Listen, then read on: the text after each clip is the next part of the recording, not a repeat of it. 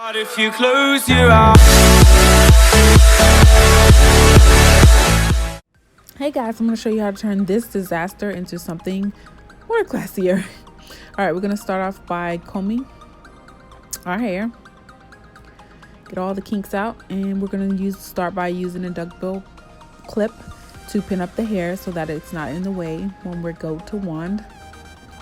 Just going to make sure that you wand your hair very tightly around. Try not to burn yourself.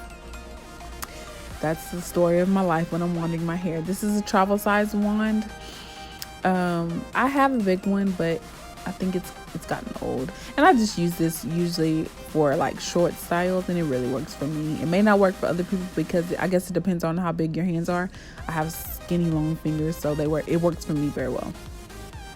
So all I'm doing is just wanding my hair all the way around. I'm not doing any specific curl or method. I am going every which way every other time.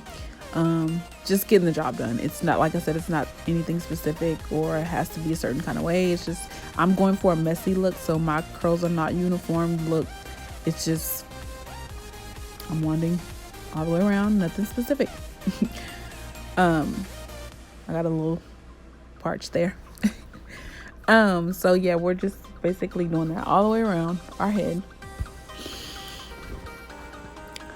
Rolling it tight, and we want to leave it on for like 3 to 5 seconds at the most, and always use heat protectant for your hair. They make a lot of it. I am actually using coconut oil for my hair, and I am natural for the most part, so my edges are a little bit more kinkier than anything else. I am going to use this coconut oil for my hair so that way it's protected. Just around my edges I am going to use that, nowhere else.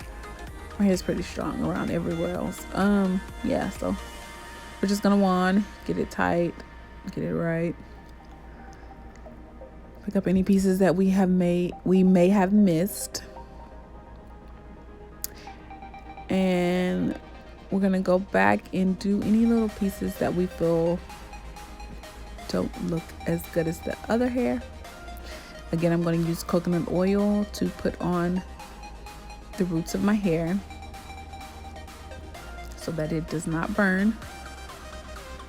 I have heat damage a little bit in the front, and I'm going to use my flat iron just to blend my hair in with the extensions a little bit better. And I'm going to go in with my children's school scissors. I cannot find my hair scissors. My daughter uses stuff to play with her dolls, and she loses everything. So I took her scissors. We have a million of them here in the house. So I found some, and I'm using them, y'all. Don't laugh. But I'm just layering it out and getting all the long pieces that I may have missed when this hair was straight. When you curl it, it looks totally different. So I'm just getting all the parts out, the long parts out. I'm going to use this toothbrush that I bought specifically for my edges. No, it's not my toothbrush that I use every day, so I'm just gonna use that. I'm gonna comb out my leave out,